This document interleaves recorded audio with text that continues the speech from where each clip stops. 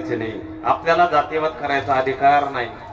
देवाने केला नाही, आपल्याला काय अधिकार आहे? ऐका, परमार्थात जातीवाद चालत नाही, परमार्थात जातीभेद चालत नाही. विष्णुमय जग वैष्णवांचा धर्म आणि भेदाभेद भ्रम, यातायाती धर्म नाही विष्णू दासा. आणि निर्णय हा ऐसा काय आपल्याला अधिकार आहे? आपली लायकी आहे का? हल्ली काय झालंय, परमार्थामध्ये एवढी हिमालयाच्या उंचीची माणसं होऊन गेली. परमार्थात आजही आहे, आज सुद्धा हिमालयाच्या उंचीची माणसं होऊन गेलेली आहेत. आज सुद्धा परमार्थामध्ये हिमालयाच्या उंचीची माणसं आहेत. त्याच्या तुलनेत आज टेकड्या वाढल्या आणि आपण त्या टेकड्यांनाच हिमालय समजून बसलो. ही सगळ्यात मोठी आपली चूक झाली.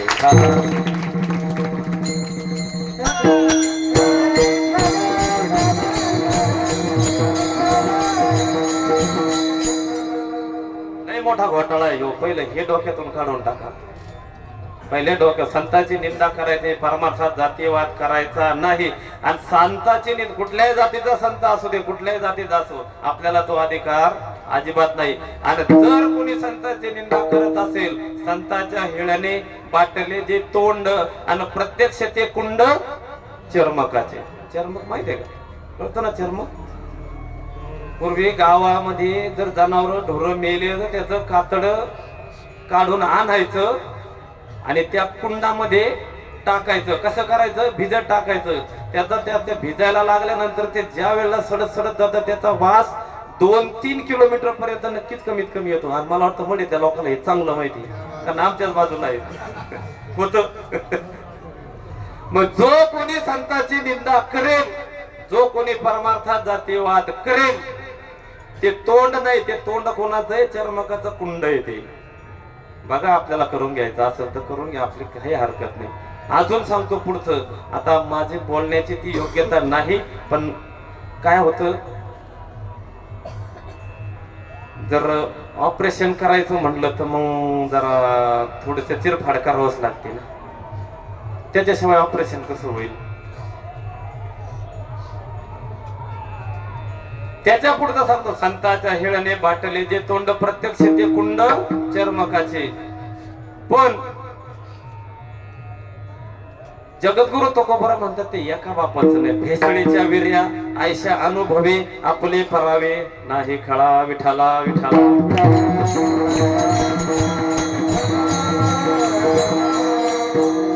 परमार्थात जातीवाद करायचा नाही. सगळ्यांना तो अधिकार आहे, सगळ्यांना तो अधिकार आहे. कुणी असो, खटनाटे यावे, शुद्ध होऊन जावे. अरे किती प्रत्येक जातीत साधू संत जन्माला आले, प्रत्येकाशी भगवंताने ऐक्यच केलं की नाही?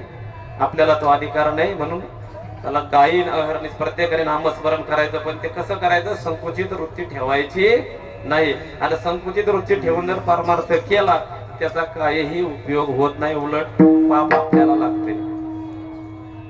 पुण्यवंत व्हावे घेता सज्जनाची न्यावे. माताचे जर पुण्य, आपण जर त्यांची निंदा करत असेल तर आपण खरंच पुण्यवान होऊ का?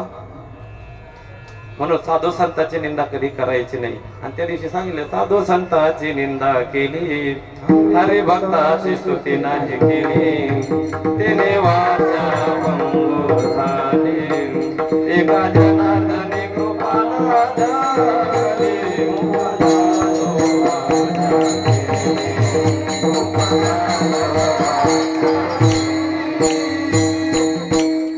त्या दिवशी तुम्हाला खूप गोड सांगितलं होतं मी, याच्यावर सांगितलं होतं ना. कारखान्यावर जेवढे जेवढे होते त्यांना सगळ्यांनी ऐकलेलं आहे का? आता परत परत ते रिपीट करीत नाही, कारण आपल्याला किती वेळ, मला सांगा म्हणजे कशा पद्धतीने मला चालायला. आपल्याला अजून किती वेळ चालून द्यायचंय?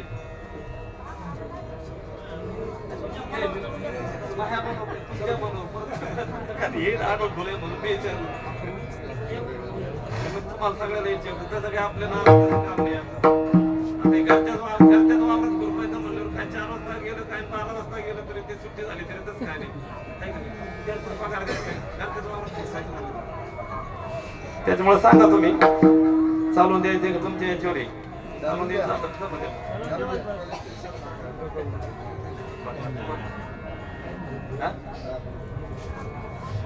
कालिदास म्हणतो 10-15 मिनिटं घ्या, चालू द्यायचं ना. विठाला विठाला विठाला.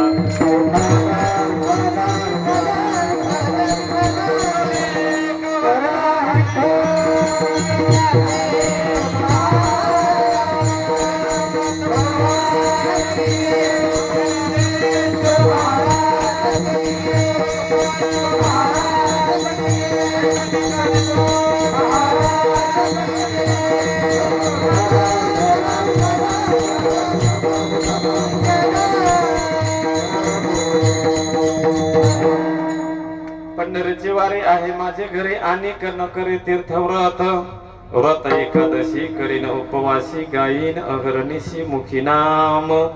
भगवंताचं सतत नाम चिंतन करायचं, कारण आपल्याला हा जो देह मिळालाय हा कशा करता मिळालाय तर भजना करता.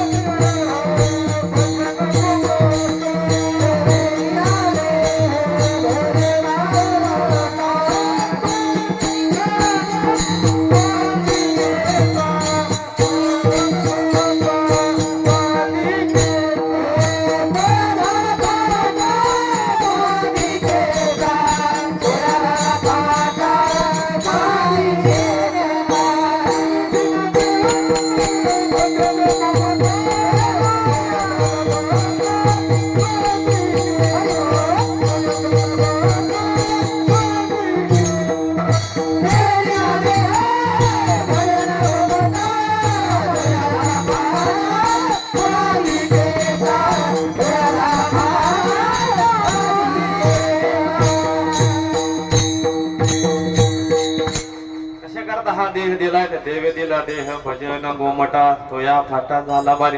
यात देही घडे देवाचे भजन आणि अनेक हे ज्ञान नाही कोठे. भजनाचं ज्ञान इतर ठिकाणी इतर योनीमध्ये नाही. आहार निद्रा भय मैथून सर्व योनी समान. सगळीकडे आहार असेल, निद्रा आहार माणसालाही लागतो, पशुलाही लागतो. निद्रा माणसालाही असते, पशुलाही असते. भय माणसालाही आहे, पशुलाही आहे. मैथून या सगळ्या गोष्टी समान जरी असल्या तरी भजनाचं ज्ञान हे फक्त माणसाला आहे. याच देही घडे